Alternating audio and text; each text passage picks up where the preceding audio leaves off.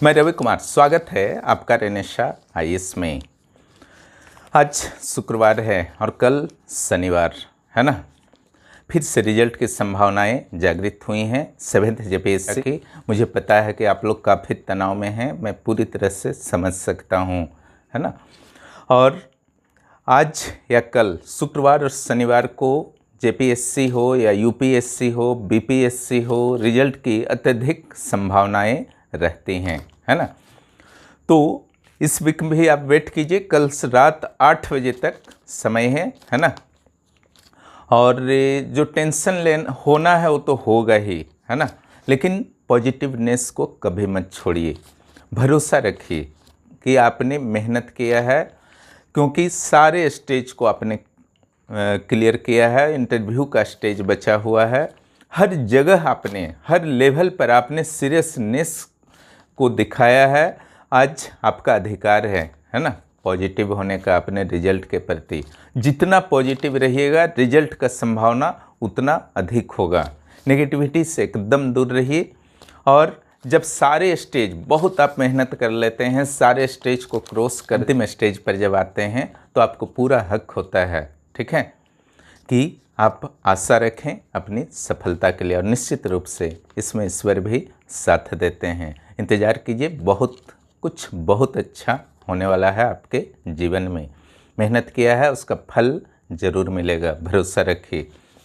चलिए, जो 5 जून को आईएएस 2022 की प्रीलिम्स एग्ज़ाम में बैठने वाले हैं उनको भी मेरी ओर से बहुत बहुत शुभकामनाएं।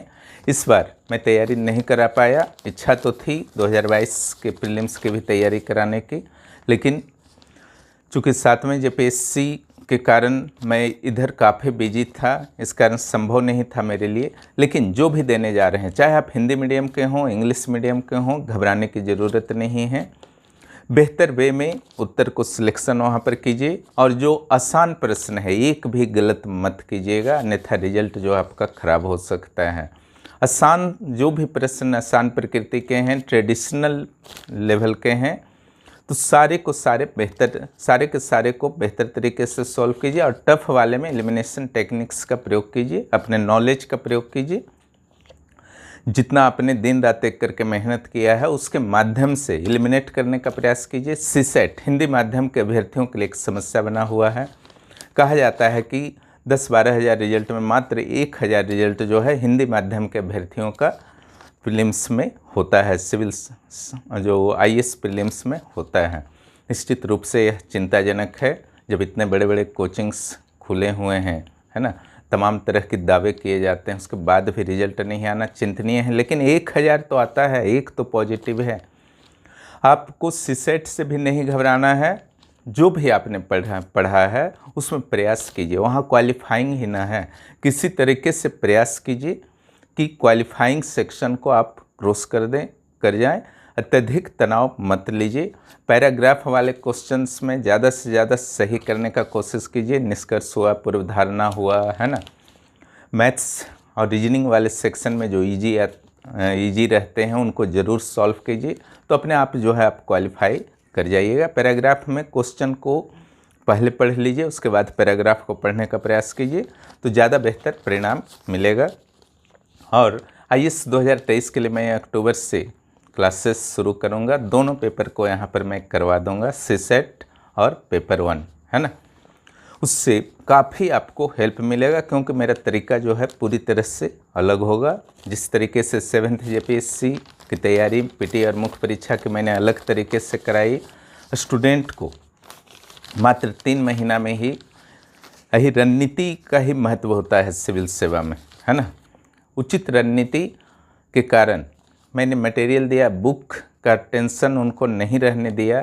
इससे उनको लाभ हुआ कि ज़्यादा से ज़्यादा समय रिवीजन में, याद करने में, नोट्स बनाने में, जो मैं नोट्स दे रहा था उसी से उनको उतारना था, बनाना था, है ना। तो ज़्यादा से ज़्यादा उस समय दे पाए, तो 3-4 महीना भी काफ़ी रहा, ठीक है। और वह इंटरव्यू के लिए अपना कॉल करवा पाए, है ना।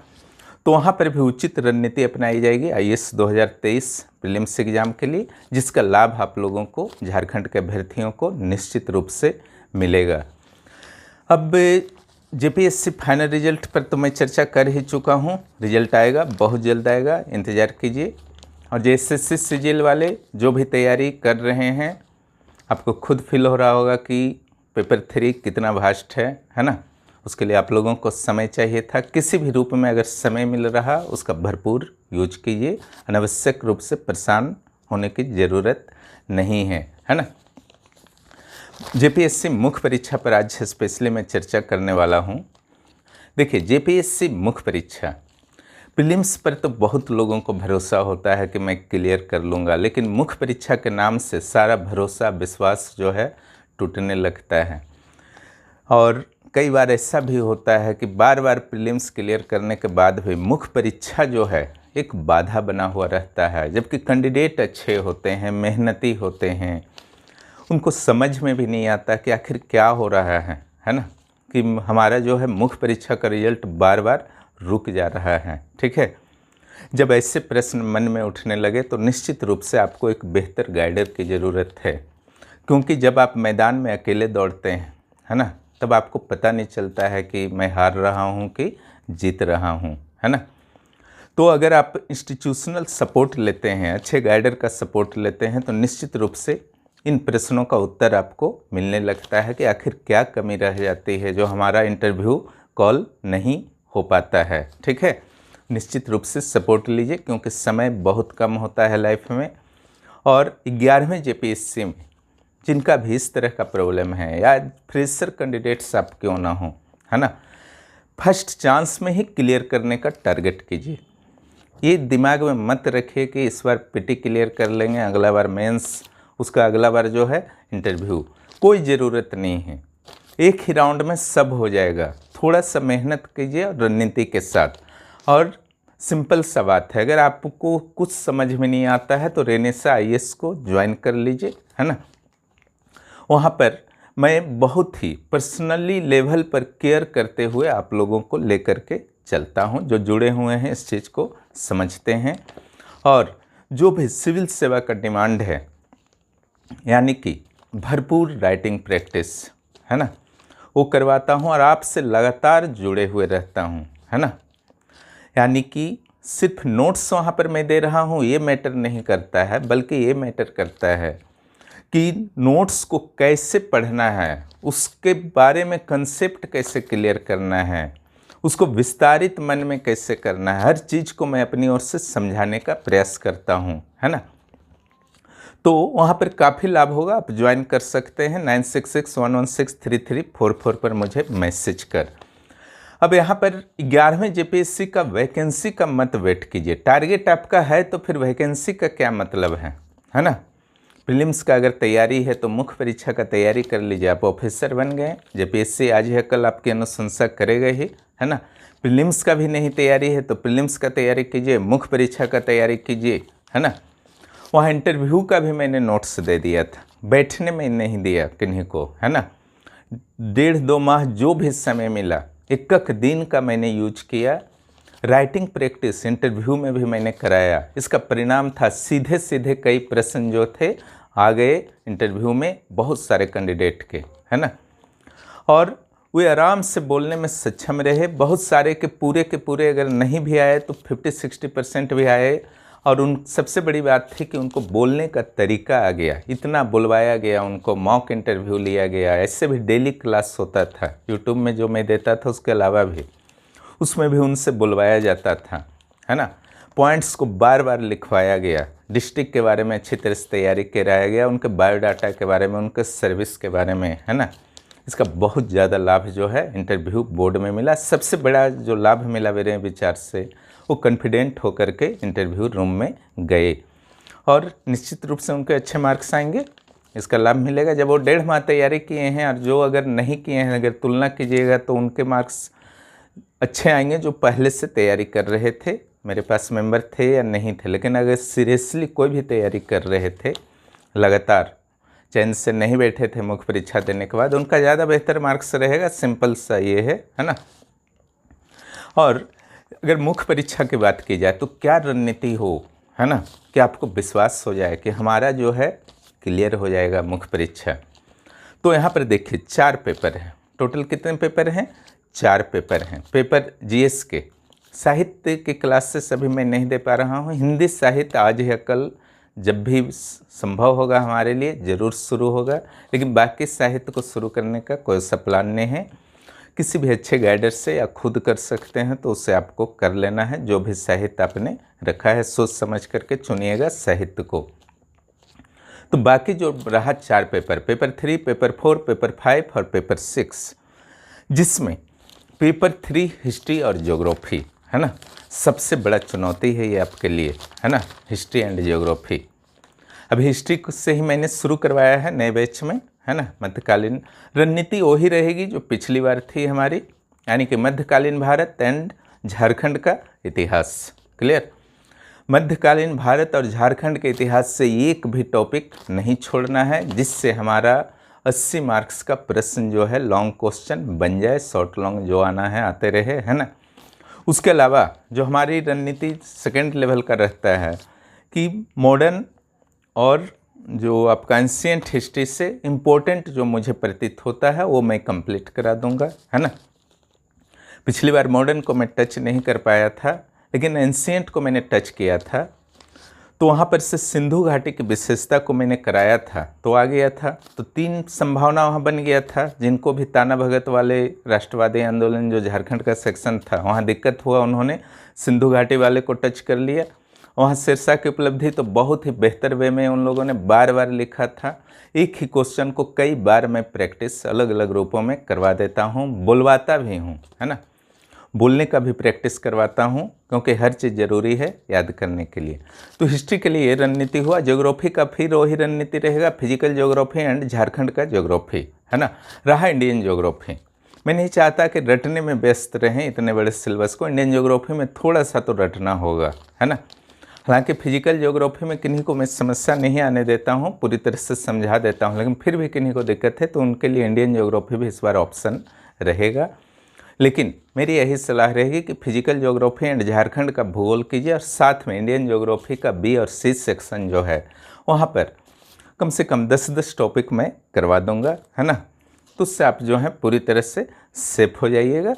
तो इस तरीके से 160 मार्क्स का काम हो जाएगा। और जहाँ तक आपका 40 मार्क्स का बात है ऑब्जेक्टिव का 20 क्वेश्चंस, उसके लिए मैं पीटी से ही ध्यान दे रहा हूँ। पीटी में इस तरीके का नोट्स दे रहा हूँ, है ना। पीटी को सिर्फ हमारा टारगेट 70% मार्क्स स्टूडेंट्स का वहाँ पर आए, यही नहीं है टारगेट। पीटी का 70% मीन्स हो गया 140, है ना। 140 क्वेश्चन प्लस 280 मार्क्स।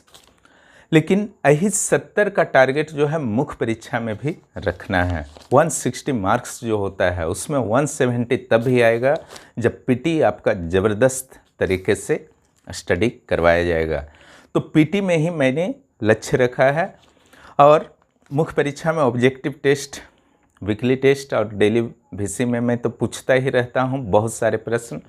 पिछली बार तो डाटा तक भिड़ गए थे, आंकड़े तक आ गए थे। तो ये रहा आपका पेपर 3, है ना। पेपर 3 में कोई टेंशन नहीं होगा, लेकिन इस पर विशेष रूप से ध्यान देना है, अन्यथा प्रॉब्लम में फंस सकते हैं। क्योंकि शुरुआती जीएस का एग्ज़ाम यही होता है आफ्टर साहित्य, है ना। तो आप काफ़ी अंदर से डरे हुए रहते हैं और लगातार यहाँ 2-2 सीटिंग में एग्ज़ाम होता है, उसको भी ध्यान में रख करके यहाँ पर रणनीति बनाई जा रही है ना। पेपर 4 लोक प्रशासन और पॉलिटी, है ना। लोक प्रशासन और पॉलिटी जो है इसमें इस बार देखा गया कि सारा का 8 क्वेश्चन कंबाइंड रूप से ही दे दिया गया था। उसमें कोई भी 4 लिखना था। हालांकि नियम के अनुसार अलग अलग 4 में 2-2 लिखना था, है ना। जो सिलेबस में दिया गया है कि लोक प्रशासन से 2 लिखना है और पॉलिटी से 2 लिखना है, लेकिन ऐसा तो फॉलो नहीं किया गया। क्लियर। तो पिछली बार पॉलिटी में 2-3 टॉपिक जो है मिसिंग थे, वो पूरा करा दिया जाएगा। पॉलिटी को इस बार मैंने रणनीति रखा है कि पूरा कंप्लीट मैं करा दूंगा पॉलिटी को अच्छी तरह से, जो थोड़ा बहुत बचा है। और लोक प्रशासन नोट्स तो कंप्लीट मिल जाएगा, लेकिन उसमें लगभग 50-60% फिनिश करा दूंगा, है ना। ताकि 2-2 का अगर फिर से कर दे तो उसमें आप कहीं से फंसे नहीं, तो आराम से हो जाएगा। रहा इकोनॉमिक्स, है ना।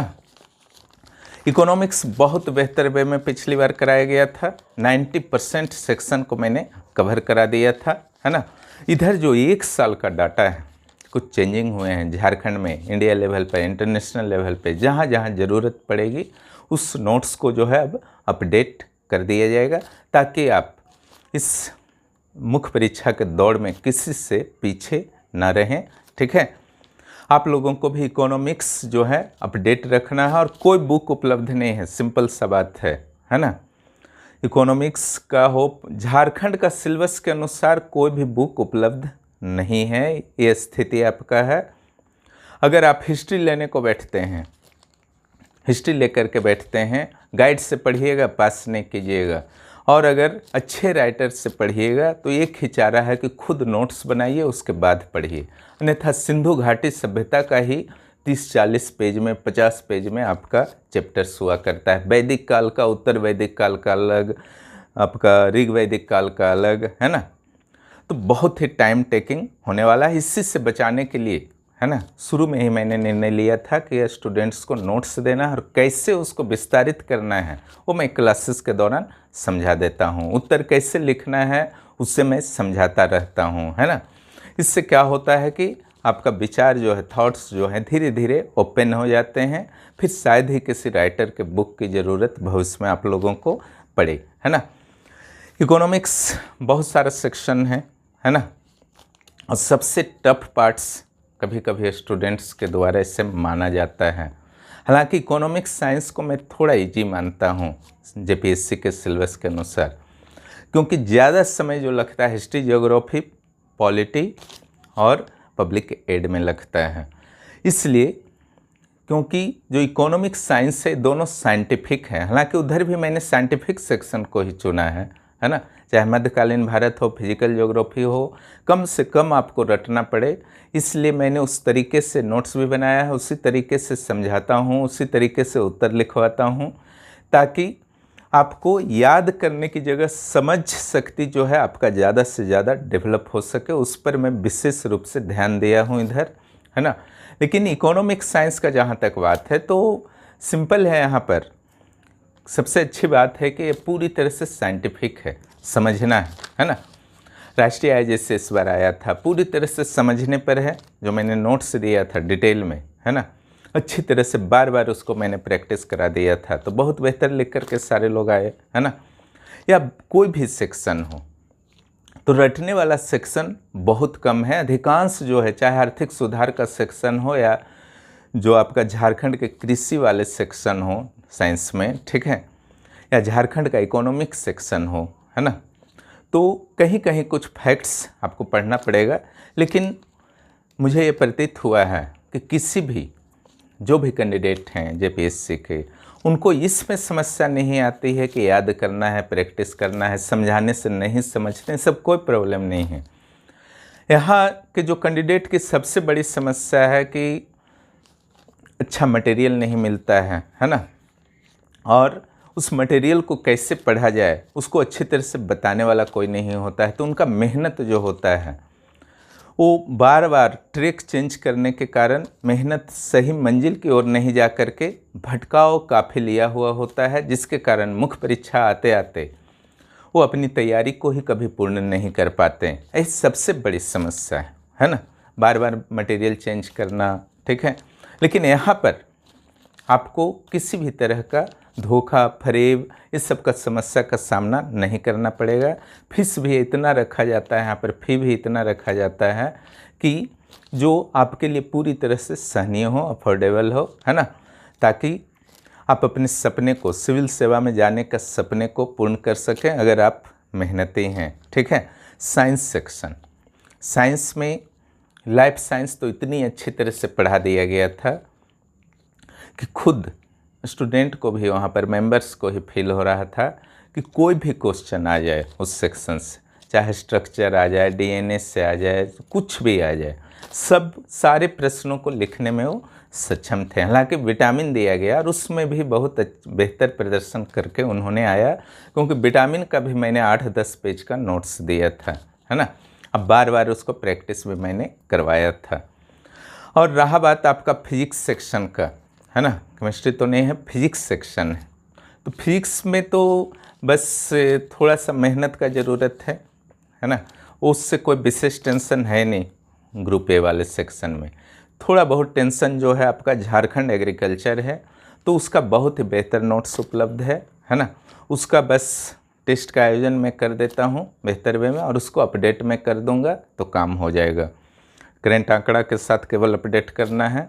उसके बाद जो भी विज्ञान और प्रौद्योगिकी नीति से रिलेटेड सेक्शन में आप देखते हैं जितने भी टॉपिक्स हैं, है ना, वो सब विशेष कुछ समस्या नहीं है। और लास्ट टॉपिक जो है साइबर क्राइम वाला है, वो सब भी बहुत ईजिली हो जाएगा। यानी कि मैं ये बताना चाह रहा हूँ कि जो इकोनॉमिक्स और साइंस का पेपर है, अगर सही वे में आप पढ़ते हैं तो बहुत जल्दी फिनिश होने वाला पेपर है ना। और ऐसा करके दिखाए हैं पिछले बार कई कैंडिडेट्स ने, ठीक है। जो अगर चारों जीएस पेपर को देखा जाए तो पहला 3 जीएस पेपर जो है उसमें टाइम लिमिट नहीं है, इसलिए जो मैं प्रैक्टिस कराता हूँ आप भी कर सकते हैं जो नहीं जुड़े हुए हैं, कि 700 से 750 वर्ड जो लॉन्ग क्वेश्चन 40 मार्क्स का, और अगर 20 मार्क्स का है तो 300 से 350 वर्ड्स, है ना। और साइंस में तो आपका वर्ड लिमिट है, तो हमेशा से वो प्रैक्टिस जो कराया जाता है 500 से 600 वर्ड या 300 वर्ड, है ना। शॉर्ट क्वेश्चन का भरपूर मैंने प्रैक्टिस कराया था, है ना, इस बार भी होगा, निश्चिंत रहिए। और जो हमारा प्लान है इस बार, है ना, सारे पेपर्स जो चारों जीएस पेपर्स हैं उसका जो एक राउंड फर्स्ट राउंड होगा, उसमें फर्स्ट राउंड में जितना भी जो बहुत ही टारगेटेड है इस बार एग्ज़ाम में 11वें जेपीएससी मुख्य परीक्षा में, उसको फर्स्ट राउंड में मैं कराऊंगा। ऐसा नहीं होगा कि सारा ज्योग्राफी पहले ख़त्म करा रहे हैं तब फिर पॉलिटी में, ऐसा नहीं। सारी का जो है आपका इम्पोर्टेंट फर्स्ट लेवल में होगा जो बहुत ही टारगेटेड है। सेकेंड लेवल में जो थोड़ा सा कम टारगेटेड टाइप का टॉपिक है, उसके बाद हम लोग थर्ड लेवल में इन करेंगे। इट मीन्स उन सारे टॉपिक्स को कराया जाएगा जो थोड़ा कम टारगेटेड रहते हैं, है ना, यानी कि छोड़ा किसी को नहीं जाएगा। लेकिन यहाँ यूपीएससी टाइप का तो कैलेंडर होता नहीं है ना, कि आपका पता है कि पीटी कब है, मेंस कब है, यहाँ अचानक डेट का घोषणा होता है। इसलिए इस रणनीति को मैं अपना रहा हूँ जेपीएससी के लिए, ताकि सारे सिलेबस से चारों जीएस पेपर से जो है आप टच में रहें, है ना। और पूरी तैयारी के दौरान मैं हर पल साथ रहूँगा, ठीक है, क्योंकि अकेले चलने से भटकाव का बहुत ज़्यादा डर रहता है और यही रिजल्ट लॉस करने का कारण बन सकता है, ठीक है। और जो यहाँ पर आपका मैं विशेष रूप से पिछली बार भी मैंने जब प्रोग्राम में 7th जेपीएससी का मुख्य परीक्षा का प्रोग्राम में शुरू कर रहा था, मैंने क्लियर किया था कि नोट्स तो मैं दे रहा हूँ, है ना, समझा भी दे रहा हूँ आपको कि कैसे उत्तर लिखना है ना। लेकिन जो हमारा मुख्य टारगेट था पिछला बार, जिसका बहुत लाभ हुआ कैंडिडेट्स को, प्रेजेंटेशन, है ना, टाइम मैनेजमेंट और आपके हैंडराइटिंग वगैरह, इन सारे चीज़ों पर मैंने काफ़ी ध्यान दिया। प्रेजेंटेशन जो है आपका यूपीएससी के टॉपर्स का लेवल का मैंने करवाया, है ना। ऐसा नहीं कि जो यूपीएससी में आपका पास कर गए हैं लेकिन कम मार्क्स आया है, खराब रैंक आया है, तो उनके लेवल का नहीं, जो टॉपर रहते थे, है ना, अंडर 20 अंडर 10, तो उनकी तरह जो है आपको यहाँ पर प्रेजेंटेशन करने को सिखाया जाता है, ठीक है, ताकि आप कहीं से पीछे न रहें। क्योंकि आपका जितना भी नॉलेज है, नॉलेज को अगर आप प्रेजेंट नहीं कर पाएंगे, ठीक है, तो सारा नॉलेज जो है बेकार है। मान लीजिए कि आप बहुत विद्वान हैं किसी सब्जेक्ट में, क्लियर, ऐसे भी यहाँ पर समानज्ञ की ज़रूरत है, विशेषज्ञ की तो ज़रूरत है नहीं, है ना। आप बहुत विद्वान हैं किसी सब्जेक्ट में और किसी अवसर पर किसी चीज़ को समझाने को कहा गया, आप ही का जिस चीज़ में आपकी विद्वता हासिल है उसी से समझाने को कहा गया, आप समझा रहे हैं और किसी को समझ में ही नहीं आ रहा, इट मीन्स खराब प्रेजेंटेशन है आपका। ऐसे में आपके ज्ञान का कोई वैल्यू नहीं है। इसी तरीके से सिविल सेवा में आपने बहुत कुछ पढ़ लिया है, ठीक है, नॉलेज भी आपका है, लेकिन उसको आप सही तरीक़ा से लिख करके दिखा ही नहीं पाया, परीक्षक को समझ में ही नहीं आया, है ना, बोझिल टाइप का आपको लगा। क्लियर। एक उदाहरण मैं दिया करता हूँ, जैसे लोदी स्थापत्य और तुगलक स्थापत्य, है ना। तुगलक स्थापत्य जो था दिल्ली सल्तनत में बहुत बोझिल किस्म का था, भीड़ भाड़ वाला था, सब चीज़ मैंने बना दिया था। जो जो स्थापत्य का गुण होता है, खिड़की, दरवाज़ा, कंगूरा, है ना, ढलवा दीवार, हर चीज़ इतना भीड़ भाड़ वाला दिखता था कि देखने में ही खराब लगता था। जबकि तुगलकों ने उसी खर्च में, ऐसा नहीं कि लोदी ने, ऐसा नहीं कि बहुत आर्थिक स्थिति मजबूत हो गई थी लोदी काल में और डाउन ही हुआ था, लेकिन उन लोग बीच में घर बनाया, चारों ओर जो है प्लेसेस को छोड़ा, उद्यान बनाया, है ना, झरना बनाए, छोटी छोटी नालियाँ बनाई पानी के लिए, है ना, मीनार बनाया, गुंबद बनाया, 4 मीनार बना दिया, है ना। तो क्या हुआ, थोड़ा ऊंचाई पर, चबूतरा पर बना दिया बिल्डिंग्स को, तो देखने वाला को अच्छा लगने लगा, है ना। खर्च तो दोनों जगह से हुआ था, है ना। उस कारीगर को भी नॉलेज होगा, इस कारीगर को भी नॉलेज, तरीका बदल दिया। आपको भी इसी तरीका से थोड़ा सा तरीका बदलना है। फ्लो चार्ट, डायग्राम, मैप, है ना, हर चीज़ पर आपका अच्छा खासा कमांड होना चाहिए। मैप आप बना रहे हैं, फ्लो चार्ट बना रहे हैं, कहाँ पर बनना चाहिए, किस तरीका से बनना चाहिए, तो ये सब डायरेक्ट एग्जाम हॉल में नहीं आप सीख जाएंगे। क्लियर। कब सीखेंगे, प्रैक्टिस के दौरान सीखेंगे। छोटी छोटी गलतियाँ आप करते हैं, उसको बताने वाला एक होना चाहिए कि हाँ ये गलती है, अगली बार उस सुधारें। इससे क्या होता है, धीरे धीरे जो है आपका आंसर परफेक्ट होने लगता है और मार्क्स, अच्छे मार्क्स की संभावना अपने आप जो है बढ़ जाते हैं, आपको खुद भी कॉन्फिडेंस आने लगता है ना। इसी चीज़ को मैं समझाना चाह रहा हूँ। यहाँ तक कि जो मैप में जो प्रेजेंटेशन मैंने बताया था चारों जीएस पेपर में, बहुत सारे अभ्यर्थियों ने उससे क्या किया कि साहित्य में भी उस प्रेजेंटेशन को लागू कर दिया, उसका भी लाभ उनको मिलेगा, है ना। साहित्य है, इसका अर्थ नहीं कि आप बोरिंग वे में एकदम लिख दें, वहाँ पर भी अपने ज्ञान को, है ना, गागर में सागर थ्योरी जो है ना, गागर में सागर थ्योरी को आप साहित्य में नहीं कर सकते हैं, ऐसा नहीं है। वहाँ पर भी आप प्रेजेंटेशन के माध्यम से अपने नॉलेज को उस क्वेश्चन के डिमांड के अनुसार बहुत बेहतर वे में लिख सकते हैं। भूमिका कैसे आपको लिखनी है, निष्कर्ष कैसे लिखना है ना, इस पर भी आपका विशेष प्रयास होना चाहिए, है ना।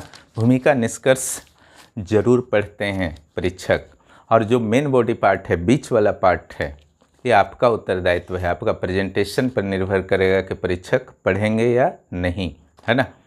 प्रेजेंटेशन खराब रहेगा तो आप लिख लीजिए कि उन लोग नहीं पढ़ेंगे, एवरेज मार्किंग आपका आएगा या कम मार्किंग आएगा। जितना भी मटेरियल डाले हैं आप डालते रहिए, उससे कोई फर्क परीक्षक को नहीं पड़ने वाला है। भूमिका भी शानदार होना चाहिए, निष्कर्ष भी शानदार होना चाहिए, भविष्योन्मुखी सुझाव होना चाहिए, ठीक है। भूमिका जो होना चाहिए, प्रश्न से जुड़ाव रखना चाहिए, कोट्स वगैरह से आप शुरू कर सकते हैं, ठीक है। इन चीज़ों का आपको ध्यान रखना है। और 11th जेपीएससी प्रीलिम्स जब तक क्लियर नहीं कीजिएगा तब तक मुख्य परीक्षा में तो बैठ ही नहीं पाइएगा, है ना। इसलिए उसको साथ साथ तैयारी, जिनका बहुत अच्छा तैयारी है, 1-2 घंटा तैयारी करके डेली कंटिन्यू रख सकते हैं। ऐसे भी मुख्य परीक्षा में 160 मार्क्स का आना है। और जिनका एकदम फ्रेशर हैं, तैयारी नहीं है, तो उस पर ज़्यादा ध्यान दीजिए, प्रीलिम्स पर। मुख्य परीक्षा को क्या करना है, अगर तैयारी किए भी हैं तो किसी एक सब्जेक्ट को टारगेट कीजिए, जीएस का पेपर, साहित्य, जो भी, साहित्य तो मैं सलाह नहीं दूंगा, जीएस का कोई पेपर, खास करके हिस्ट्री या ज्योग्राफी को टारगेट कर लीजिए कि इसको एनी हाउ हम ख़त्म कर देंगे पीटी के साथ साथ, है ना। तो वहाँ पर जो फ्रेशर हैं उनको पीटी पर ज़्यादा ध्यान देना है, और जो अनुभवी हैं उनको मेंस पर अभी ज़्यादा ध्यान देना है। हाँ पीटी लेकिन छोड़ना किन्हीं को नहीं है, है ना, वो बहुत ज़रूरी है, इसको ध्यान में रखिए। और ये फिर से 7वें जेपीएससी इंटरव्यू जो दे चुके हैं उनको मेरी ओर से बहुत बहुत शुभकामनाएं। मैं भी बहुत व्यग्रता से इंतज़ार कर रहा हूं आपके रिज़ल्ट का। मुझे पूरा भरोसा है कि बहुत बेहतर रिज़ल्ट आने वाले हैं, ठीक है, और अच्छे अच्छे पोस्ट मिलने वाले हैं आप लोगों को। और जिससे झारखंड के विकास में आप सहायक बन सकेंगे। जो स्वप्न आपने देखा था और जिस चीज़ के प्रति आपको असंतोष था भूतकाल में कभी, है ना, कि हमारे राज्य का विकास नहीं हो रहा है, सरकार नहीं कर पा रही है, नौकरशाही ऐसा है वैसा है ना, बहुत सारी शिकायतें थी। रूम में आप चर्चा किया करते थे दोस्तों के साथ। आज कुछ दिनों के बाद आप उसका अंग बनने वाले हैं, है ना। जो भी शिकायतें थी, आपसे ऐसी शिकायतें किन्हीं को ना हो, है ना। कुछ ऐसा करके दिखाइए, ठीक है, और निश्चित रूप से आप लोग करके दिखाएंगे। जो भी इस चैनल पर नए हैं, चैनल को सब्सक्राइब कीजिए, अपने दोस्तों को ज़रूर बताइए। और रेनेसा IAS के 11th JPSC SCGL या भविष्य में IAS 2023 के लिए, है ना, जो भी चाहते हैं जुड़ना, ठीक है, 9661163344 पर मुझे मैसेज कीजिए, मैं तुरंत जोड़ दूंगा। जो भी फी रखा गया है ना, उसको भुगतान करते ही तुरंत आपको संबंधित बैच से जोड़ दिया जाएगा और आप भी लाभ उठाइए, है ना। झारखंड के अभ्यर्थी में काफ़ी मेरिट है, मैंने देखा है, ठीक है। कोई भी एग्ज़ाम को आप क्लियर कर सकते हैं, JPSC और CGL ही नहीं, है ना, IAS को भी क्लियर करने की पूरी क्षमता आप में है। यह भविष्य में आप लोग निश्चित रूप से देखेंगे। बहुत बहुत धन्यवाद।